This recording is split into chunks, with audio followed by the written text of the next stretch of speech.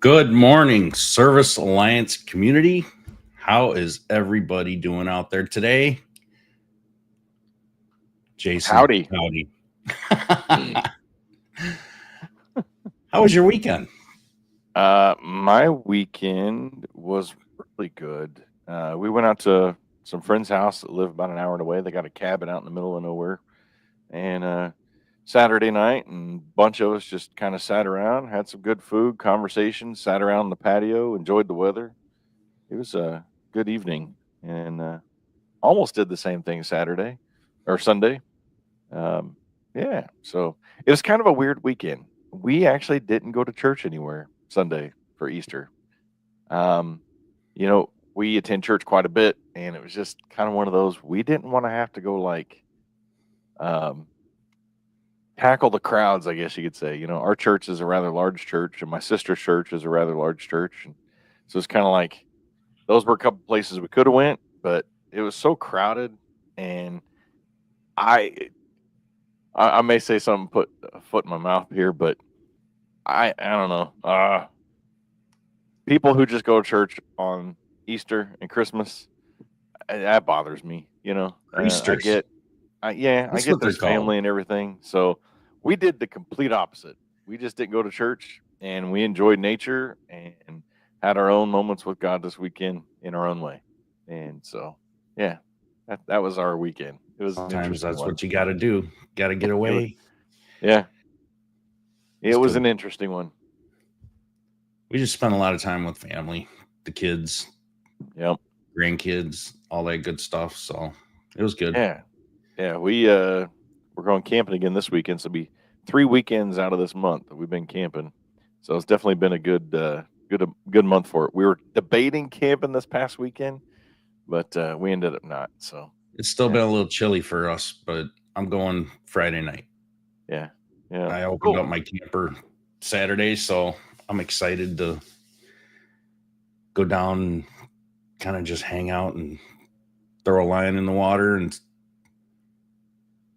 kind of veg out a little bit this weekend, Yep. Friday night. So, Vegetable out. all They're gonna right. actually eat a lot of vegetables, right? Yeah. Today we're talking about conflict as a catalyst, turning Yeah. frustration into business improvements.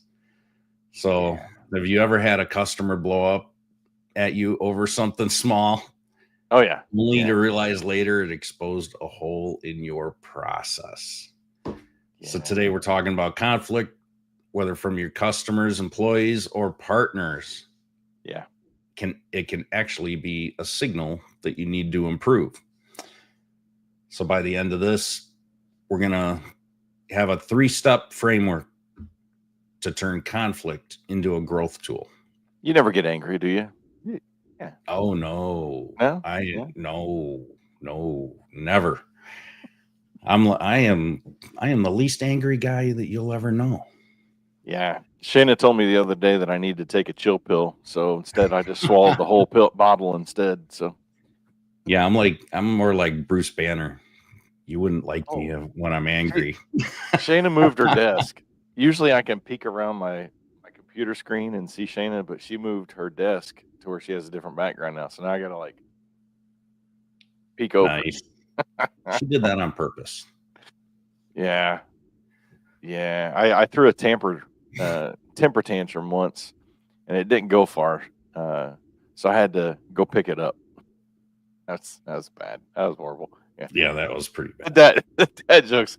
Hey, my anger issues are like Wi-Fi. Great signal one moment, disconnected the next. There we go. That's a better one. Sometimes my life is like Wi-Fi then. All right. Well, let's open us up in prayer. You got a verse, then we'll get into this framework for dealing with conflict. All right. Dear Heavenly Father, I want to thank you for allowing us all to be here and learn this subject that we all need to know about. We all deal with conflict. We all deal with frustrations and just problems, Lord. I want to thank you for allowing us to learn more how to deal with that with our employees, customers, and even family, friends. We all go through it. We all deal with it. and it's something that just throws us into a tailwind, and kind of spins us around, and sometimes we don't know which way to go, Lord. So I ask that you help us through this and walk us through how we can deal with it a little better and learn how to adjust and make things better so that we can go through all these frustrations in a smoother way and learn how to turn them into something positive. It's in Jesus' name I pray. Amen. There you go. What you You got? know, when I'm mad, I break things. But guess what? I've never been angry at a Kit Kat bar. Yeah, there you go.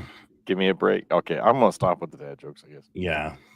Okay, today's scripture, we're going to go with Romans 12:18. And it says, if it is possible, as far as it depends on you, live at peace with everyone. Ooh. Yeah, right. Sometimes I don't like God's word, right? So I just take ownership of your side of the conflict. Peace starts with your response. I'm going to brag on my son a little bit right now, Austin. Austin is really good at conflict resolution, I'm going to say. He does a great job of being a good mediator, helping people out. I tell you, a lot of people see him around this office as someone they can talk to and feel heard. And so that's something good to look at. So we've done a good job somewhere. Hey, 1 out of 19 isn't bad. 12-ish. Yeah. Oh boy. I'm going to go ahead and say the other Bible verse. It's a good one. Proverbs 15:1. A gentle answer turns away wrath, but a harsh word stirs up anger. Your tone definitely matters. So if you can stay calm and kind even when others are not, it'll help in the long run. I think that's the hardest thing to do. Yeah. Yep. It's we all got our own bias, right? We've all been shaped by our own experiences, both good and bad. Yep. And it pushes us in the direction of how we deal with things. So, yeah. I don't know. Everybody's different, all different experiences. So it's hard to deal with the conflicts and resolutions and all that stuff. I'm sure everybody out there can definitely relate to this. So good morning, Garrison. Morning, JoJo. Got Dr. Dan. Yeah. Centennial is watching also on our YouTube channel. I don't know who else is watching on those, but wow. Hello, everybody that's out there. All right. So reframing conflict. We're going to start with this one. Most owners see conflict as a distraction. Really? Do we see conflict as a distraction? But it's often just a symptom for deeper problems. So there's a quote or mindset principle, I guess you could call it.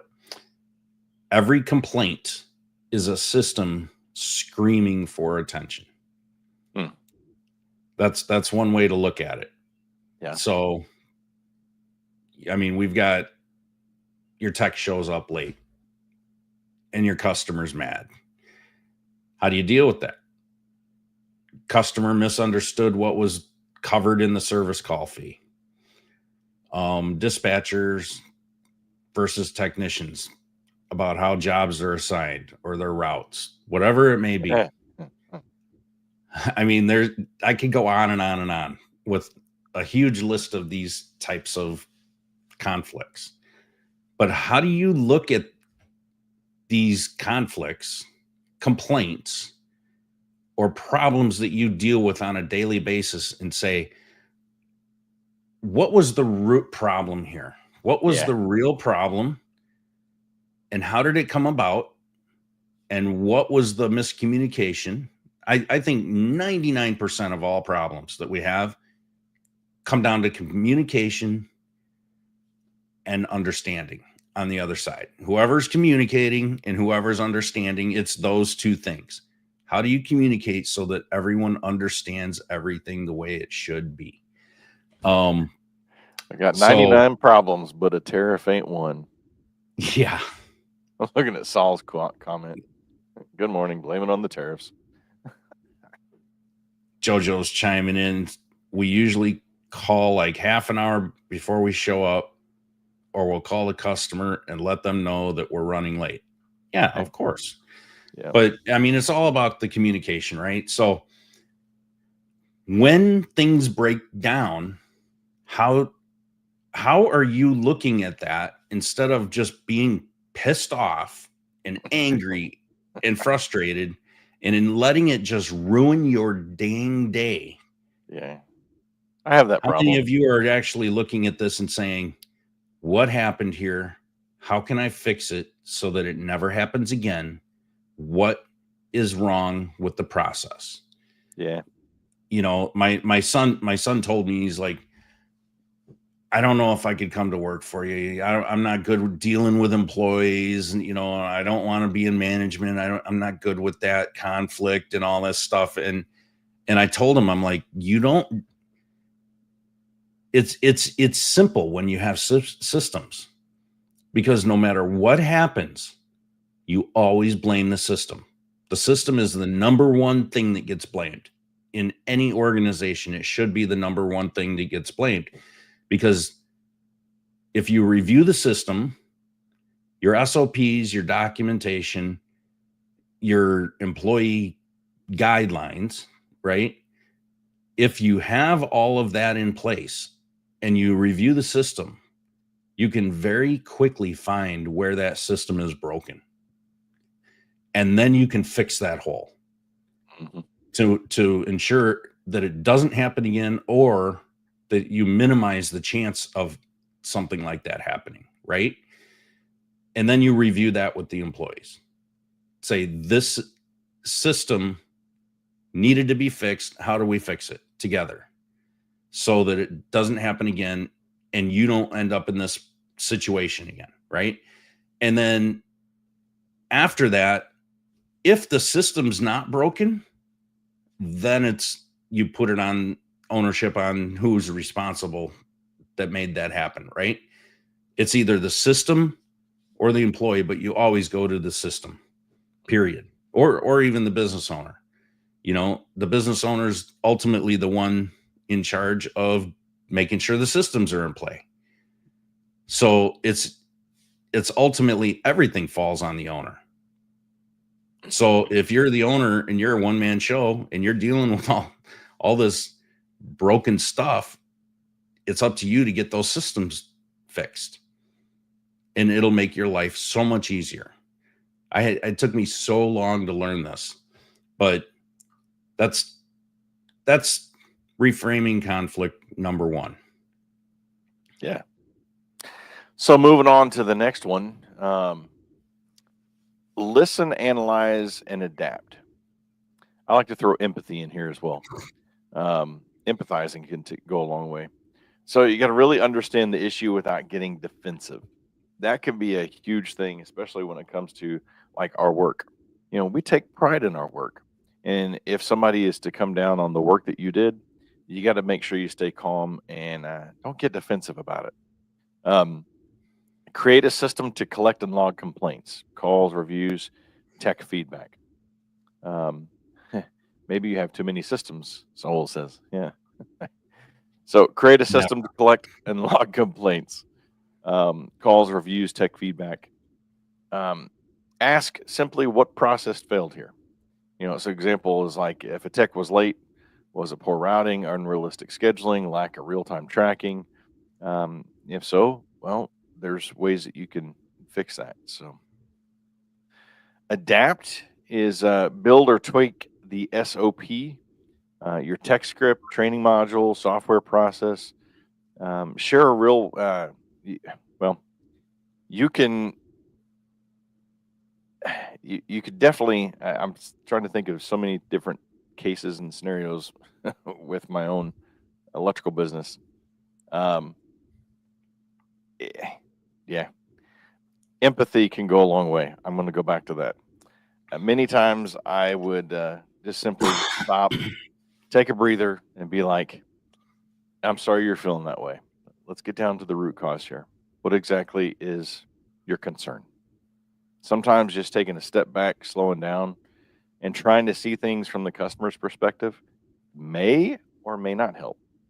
But Well, you're always yeah, going to have, when you're talking about adapting, you're always going to have those things that just get thrown in there, yeah, wrench in the gears and everything goes haywire, right? So you need a process to actually, step back and look at this type of situation. yeah, The things that are out of your control. There's going to be a lot of things out of control, like um parts. dealing with parts houses, right? Or, we mentioned tariffs earlier, pricing. You're dealing with pricing issues. You're dealing with availability issues. Um, you cannot control other organizations and things going on outside of your control, right? Nope. But you can take a step back and you can say, okay, how do we adapt so that we can work this into our processes and work this into our daily routines or what we have to deal with, because this is a little out of the norm. Do we get others involved? Do we get our vendors involved in figuring this out? So I think that all goes back to the communication part. If Mm, you don't communicate with your vendors and stay ahead of it and stay in front of it, and you're not talking to your reps at the parts houses to know what's coming and what changes are happening on their end, then how can you adapt? You're going to get this thrown at you and you're not going to be ready for it. yeah, But at least if you can communicate and stay ahead of these things, there's you need to always assume the shit's going to hit the fan. You just need to know when. And if you, at least when you know when, you can turn the fan off. you know so um I think you can definitely adapt and systemize, even with some unknowns. And I mean, looking at our world, there's so many repeatable patterns and things over the years that have gone up and down, whether it's the economy or whatever it is. um so I think it's easier than you might think, hmm if you start really just being more aware. What do you think? yeah. I try not to. Keeps me out of trouble. uh, uh, yeah. Do you got any stories on how you turned around conflict, with a customer or something, like something went bad and you turned it around, you fixed your process because of it? Well, yeah, I always can go back to online reviews. Um, when you get that negative online review, we all get them. It happens. How do you handle that? I mean, your first instance is you want to buck up and be like, protect my stuff, Yeah. but it's in reality, there's an issue that's broken there, be it miscommunication, which is typically what the majority of those end up being is miscommunication. And so then it's like, okay, let's look at what all we have. In our case, look at call logs, look at conversations between us and the client, and try to figure out, okay, is there a root problem that we see there? If not, okay, it's time to have a conversation. Okay, Mr. Jones, what's your concern? Like, really, what's your concern here? And how can we help fix it? Right. So start there. And then oftentimes, when we respond, we've got a couple of negative reviews out there. We've got a ton of great reviews, but a couple of negatives. And the same thing with the electrical business. But again, it's how you respond to it is what a lot of people will see, and that's how you respond to it often leads to getting more business. Because I've had, with the electrical business, like I said, how I responded to a couple of negative reviews. People actually called and said, "I want to do business with you because how you handled this and how you responded to it." So, just take a deep breath.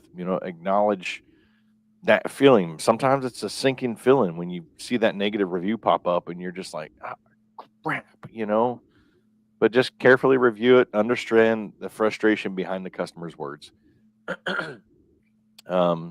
One job I was thinking up, uh, I had rushed through a job. No, actually, it wasn't me. No, it wasn't me. It was one of my techs. They had rushed through a job due to some unforeseen circumstances that happened in their personal life, and social communication had faltered in the midst of the chaos. So, um, the customer got upset, and instead of just calling us, they just went straight to negative reviews. And so one of the techniques I used was to respond with empathy, as I mentioned earlier. Empathy goes a long way. So I reached out to the customer, I acknowledged their dissatisfaction. I offered that sincere apology. I explained the challenges and the situations going on with the tech. And I assured them that their feedback was very valuable and on improving how things would move forward. And, you know, they kind of, that big old bubble deflated and they realized, I probably should have called you guys first. Yeah. Yeah. I like what my boy Brandon chiming in. I love to read negative reviews from other companies in my industry to kind of tighten up on my bad habits. Yeah. It's always better to learn from others than to learn from your own mistakes, right? Yep. So I'm a big fan of that. So you deal with employee issues. Like, you got frustrations. I mean, you guys are a perfect example of this because you manage so many people in your office. Yeah. I'm sure there is not a drama-free moment very often at No. some point, Well, right? you got to realize it's not just the 20-ish people in our office. It is all of the technicians that they help manage, and it's all the Right. owners as well. So we're not talking, 20 people. We're talking tens, A if lot not of people involved. hundreds. And then you get clients, thousands upon thousands of people that we interact with on a weekly, monthly basis.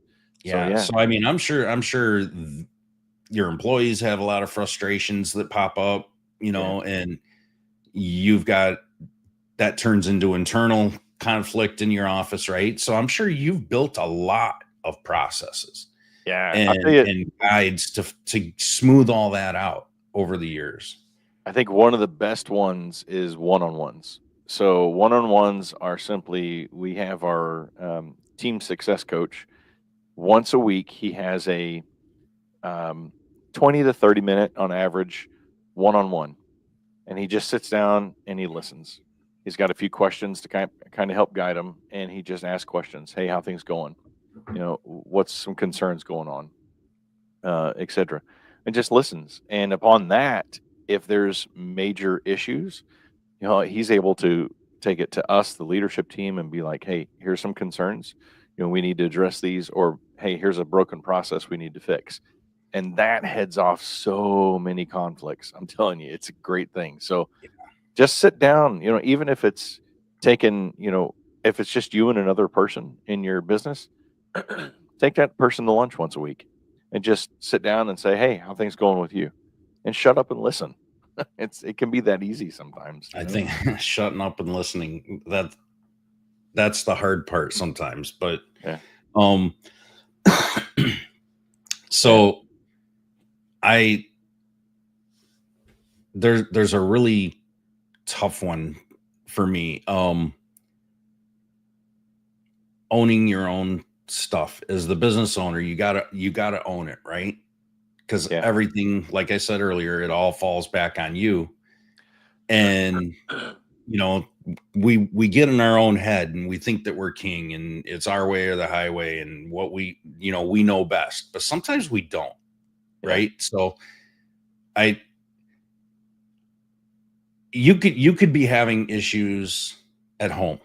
You could be having issues, with finances. You could just be absolutely overwhelmed with the amount of stuff that you have to do.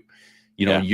Your business could be growing beyond you, and you're just tapped out, right? And you're stressed out, and you're trying to figure out, you know, I'm having all these problems. And then you realize, oh, I'm the pillar of where those problems are kind of falling, right?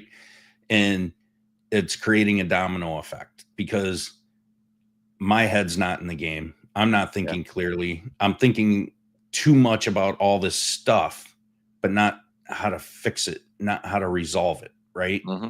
In an organized, systematic way. And I have found myself in this situation multiple times. And even though I have systems and I've been doing this so long, when you're dealing with people, it just, especially newer people that you hire, Yeah. right? Because you have to learn them. You have to learn who they are and how to approach them and deal with them, their personality, what sets them off, and they're learning you at the Yeah. same time. So, that that's that's that courtship that we go through with new employees, right? Yeah. Or that you need to hire new employees. I'm in the process of hiring 2 new people right now, and I'm dreading going through all that because I know it's like that's the part I don't like. But Mm-hmm. it's that necessary evil. You have to do it, right? Yeah. And you know it's going to take a while. But it's one of those things to where if you don't just hit it head on and take ownership of it and say, you know what? I'm the problem with this situation.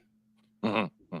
What can I how can I look in that mirror and say, I need to fix this part of me, and I need to change the way I do XYZ or respond to XYZ in order for this to be better.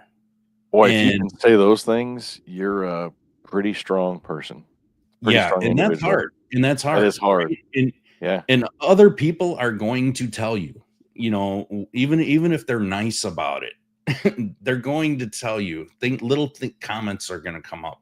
Thing And you can ask for feedback and say, Yeah. and what I have found in those situations is when I'm going through something, even if it's personal and not business, but it's affecting me at work, right? I can come to my employees that I'm affecting in a negative way, and I could say, hey, I have this going on in my life right now. Yeah. I'm sorry that it's affecting things here. I'm aware of it. I need your help getting me through this speed bump, that's going on. It's Mm-hmm. temporary. It's not the norm. It's the exception, not the rule. And they will understand and they will appreciate you as the business owner better, right? Yeah. They don't need to know all the details. They just need to know, hey, something's affecting you in this way. It's whether it's personal or anything else. I mean, it's all personal, right? Yeah. But even if it's that employee that's something's just really bugging you about that employee, if you avoid it, the longer you avoid it, the worse it's going to get. The more animosity you're going to get built up, right? So you 100%. need to have that conversation, and you need to not be afraid to have those conversations. And we all get that feeling where it's like, I don't want to talk about this with this person. I don't want them to get pissed off and leave, or I don't want them to look at me in a different way. You need to get over yourself and just have that conversation. I mean, that's Yeah. the one thing that I've learned in all the years I've been bouncing around on this blue ball is have those conversations, because it will minimize things more than you realize, and you will gain more respect from your people than you ever thought you would. And when people respect you for at least having those conversations, even though that you have that fear that they're going to see you as a problem, or you're not as solid of a person, you're going to have a better rapport, and they're going to respect you better, and they're going to help you. You're going to have an advocate at that point. I want to definitely address Saul's last comment here. What happens when all the processes are good and you did everything you could and things still go bad? What do you do then? Man, that's a great question. It is a good question. That can be very, very, very frustrating. Even when you've done everything right, or you think that you've done everything right, or that that everything you can do right, things can still go wrong. I think just simply acknowledging the issue, communicate openly, and take responsibility. You got to use it as a chance to learn and adapt. Setbacks happen, but resilience is what turns them into a growth moment, right? So you just got to keep pushing forward. That's my opinion. What about you, Mike? I mean, sometimes people are people, and you can't fix stupid. I mean, the only thing that you can do is work on what you can control. Yep. And other people, you have no control over, right? Only they can change themselves, only they can work on themselves. But you're just gonna have some people that you have no control over, you have no influence over, and they're so stuck in their own head and so short-minded that it doesn't matter. Yeah, you can't fix stupid. So if at some point you need to just say, you know what, that's on them. I can't help the way they feel inside. That's their own issues, that's their own mental history of their life that's affecting them, and I'm not the one that made them feel that way. And at some point you just need to say, I just don't give a freaking hell what they think. There's sometimes you literally need to just walk away and say, you know what, you're not worth my time, and I'm moving on with my life. I'm not going to let the way you think affect the way I think. Does that make sense? It's hard, but at some point you just have to sever that in your mind and just say, I'm not letting you steal my joy. Yeah. So that's just my opinion. I do that when the need arises, because maybe it's just because I'm getting older now. I have less tolerance for that kind of crap, that I don't put up with it. And if somebody's gonna act like that towards me, I'll call them out. I'll say, hey, this is the way it is, period. And this is the way I see it. And we've done our best. The rest is on you, and walk away. You do your best. As long as you know that you've done your best to resolve the entire situation, and you've done everything right, like Saul said, the processes are good, you've done everything, and they still go bad, you do your best to fix it, and that's all you can do. And once you've done all you can do, you can still sleep at night. The rest is on other people. So I mean, you're going to get lunatics out there that are going to be bad customers or whatever, disgruntled employees, but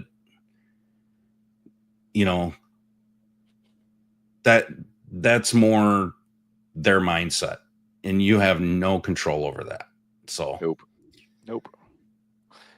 All right. Well, I think we've wrapped it up here pretty good. We got anything else to chat on this, or just good? I want to give you a couple action steps. Button it up. Yeah, there we go. All right. Assign somebody whether it's you, a team member, track complaints this week. Just track all your complaints. Your CSR should track all the complaints, what they are, Both of them. What? That's it. Both. Yeah. Find out what the root cause were. Find out where your systems broke, and what you can do to resolve all of it, and in a timely manner. Debrief with your team. Look for those patterns, like we said, and pick a major conflict from the past 30, 90 days, whatever it may be, whatever stands out to you, and run through it, listen, analyze, and adapt. Like Jason said, that's your 3 steps: listen, analyze, and adapt. And then update your SOPs and checklists based on what you learn from that. Don't forget empathy. That's my challenge for you this week. So conflict isn't a failure. It's free consulting from the real world, right? So you guys have a great week. We're out. Nope, not yet. Not yet. Got to pay something that you heard. You got to pay the fee. Simply put, it's free to pay the fee. Go like, subscribe, share. Appliance Marketing Pros, My Office Help, Service Alliance Group. Before we go, I want to say a big shout out and thank you to AMP, or specifically Mike Carson and my son Austin Shadowin. Our server went down on our website. Nothing else but just our website. You know, we've got 3 different servers that we have for specific things, from my understanding. But our website has been down since last Tuesday for an entire week. And the hosting company that we're currently with, they suck. I'm not going to say who they are, but let's just say they suck. They've been horrible to deal with. Austin spent about 15 hours on this last week. Mike spent numerous hours on this yesterday, and hopefully he's wrapping things up for us today. But the good news is that we're getting an upgrade. So that's the good thing. So anyway, I just wanted to say a big shout out publicly to Mike and to my son Austin for all the work they put into this. And if you need somebody who knows what they're doing when it comes to website stuff, wait, here we go. Now, that guy right there. Well, give Mike Carson a call. It's what we do. It's what we do. All right. Have a great day, everybody. See ya. Thanks for tuning in to the Service Alliance Group podcast. Make sure you visit our website at servicealliancegroup.com for home service business resources.